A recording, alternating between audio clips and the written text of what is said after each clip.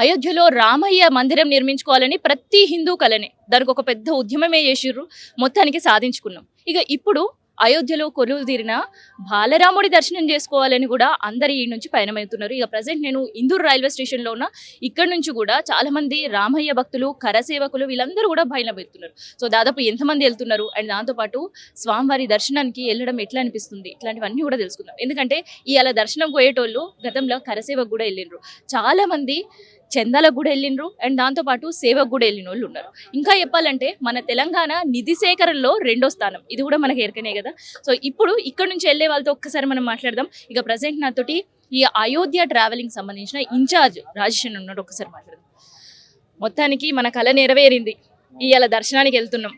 So దాదాపు మన ఇందూరుకి వెళ్ళి ఎంతమంది పయనమవుతున్నారు? మొత్తము దాదాపు ఇక్కడ నుంచి 1146 మంది ప్రయాణం అవుతున్నారు. ఈ 1146 మందికి సంబంధించినటువంటి అక్కడ అకామిడేషన్ కానీ, అక్కడ ఫుడ్ వ్యవస్థ కానీ, మరియు దర్శనం పోయిన కనుక ఇక్కడ నుంచి మనం ఒక స్పెసిఫిక్ టీమ్స్ పంపడం జరిగింది. అక్కడ మన తెలుగు వాళ్ళని, మా బీజేవైఎం కార్యకర్తలు కానీ, బీజేపీ కార్యకర్తలు కానీ, పార్టీ సింపథైజర్స్ కానీ అక్కడ పనిచేస్తున్నారు. వాళ్ళు ఇల్లు వదిలి రాముని కోసం నెల్లూరు సేవ చేసుకోవడానికి అక్కడ పోయినారు.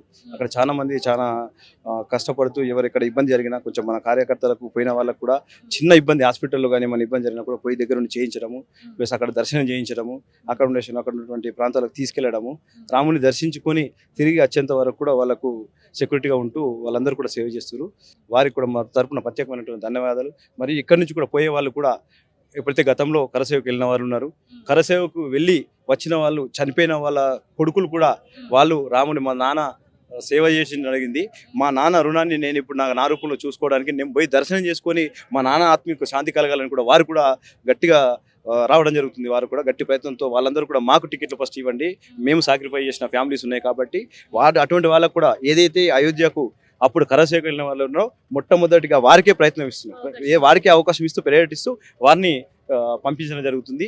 అదేవిధంగా బీజేపీ కార్యకర్తలు కూడా ముఖ్యంగా మేము వెళ్ళడం కాదు, ఏదైతే రామభక్తి భక్తున్న వాళ్ళు ఎవరైతే ఉన్నారో అందరినీ ఫస్ట్ అక్కడికి ప్రయాణం చేయించి రాముని దర్శనం అయిన తర్వాత మేము తర్వాత వెళ్తామన్నా అందరికీ రాముని ఊహించాలనే ఉద్దేశంతో ఈ ఏదైతే స్థాపన జరిగిందో మరో కారణం జరిగినటువంటి నరేంద్ర మోడీ గారికి కూడా అందరం కూడా ప్రత్యేకమైన ధన్యవాదాలు చెప్తున్నాం.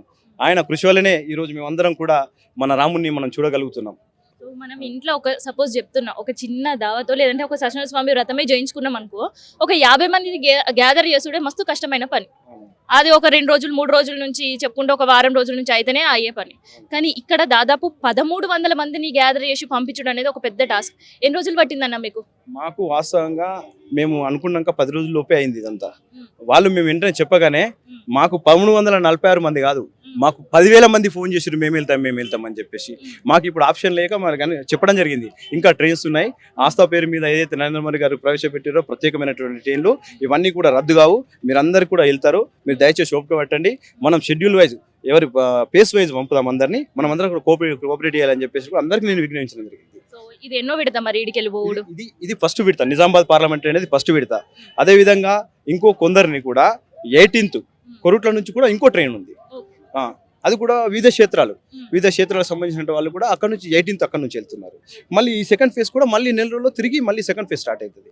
మేము అందరం రాముణ్ణి అందరినీ దర్శించే భాగ్యం కల్పించడానికి అందరం కూడా మేము సేవ చేయడానికి సిద్ధంగా ఉన్నాం. మేము 100% అందరికీ రాముడి దర్శనం కలిగిస్తాం. మొత్తానికి అయితే భరోసా ఇస్తున్నారు, ఎవ్వరూ పానిక్ అవ్వాల్సిన అవసరం లేదు. ఎనుకో ముందు మొత్తానికి అయితే బలరాముడి దర్శనం చేయించడానికి ఇట్లాంటి వాళ్ళు మనకి సిద్ధంగా ఉన్నారు. సో ఒక్కసారి మనం ఇక్కడికి వెళ్ళి బయలుదేరిపోతున్నారు, వాళ్ళతో కూడా మాట్లాడదాం.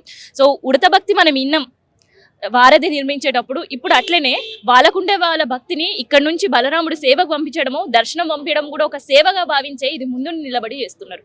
అన్న నీ పేరు? నా పేరు సురేష్ అమ్మ. మీకు బలరాముడి దర్శనం చేసుకునే అదృష్టం అవకాశం దొరికింది, ఎట్లా అనిపిస్తుంది? చాలా సంతోషం అమ్మ.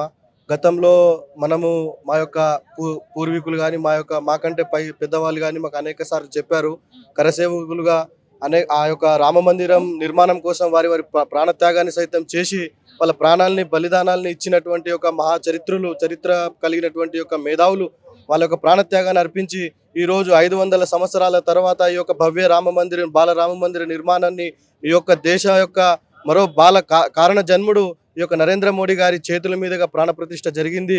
మా అందరికి కూడా చాలా సంతోషం. ఈ రోజు మేము ఇందూరు నుంచి ఆ యొక్క రాముణ్ణి దర్శించుకోవడానికి వెళ్ళడానికి మా కుటుంబీకులు, మా బంధువులు, మేము చాలా చాలా సంతోషిస్తున్నాం. ఏ జన్మలో చేసుకున్న పుణ్యమో ఈ యొక్క అదృష్టం మాకు లభించింది అనేటువంటి ఒక మనసులో ఆ యొక్క ఉత్తేజం కలుగుతా ఉన్నది. ఎప్పుడెప్పుడు చూడాలా, ఎప్పుడు దర్శనం చేసుకోవాలనే ఒక గొప్ప అనుభూతిని కలుగుతుందమ్మా.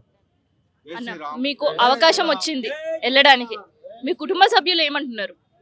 వాళ్ళు కూడా వెళ్ళాలని ప్రయత్నం చేస్తున్నారు, కానీ అవకాశం వస్తే వాళ్ళు కూడా రెడీ ఉన్నారు వెళ్ళడానికి. నేను కూడా గత 30 సంవత్సరాల నుంచి వెయిట్ చేస్తున్నా అయోధ్యకి ఎప్పుడు ఛాన్స్ వస్తుందో అని. ఇలా వెళ్ళటం చాలా అదృష్టంగా భావిస్తున్నాం. దీని అంతటి కారణం మన మోడీ. పొద్దున ఎన్ని గంటలకు చేరుకున్నారు ఇక్కడ స్టేషన్? ఇప్పుడే వచ్చినాం, ఒక అరగంట అవుతుంది, హాఫ్ అన్ అవర్ అవుతుంది. 4 గంటలకు ట్రైన్ ఉంది, 4 గంటలకు ట్రైన్లో వెళ్తాం. చాలా సంతోషం ఉన్నది. సో ఇన్ని రోజులు మనం అక్కడ బలరాముడి విగ్రహం ఎట్లుంటది తెలియలేదు, అసలు అవుతుందో లేదో ప్రతిష్ట తెలియలేదు, కానీ మొత్తానికి ప్రతిష్ట అయింది, బలరాముడు మనకి దర్శనం ఇస్తున్నాడు. సో అవన్నీ కూడా విన్నప్పుడు చూసినప్పుడు ఏమనిపించింది మీకు? చాలా సంతోషం అనిపించింది. అదే మేము కూడా ఎప్పుడెప్పుడు వెళ్ళాలని ఆతృత, ఎప్పుడెప్పుడు వెళ్ళాలని అని అనుకున్నాము. కానీ ఇప్పుడు ఇవాళ చాలా సంతోషం ఉంది, ఇలా అవకాశం వచ్చింది.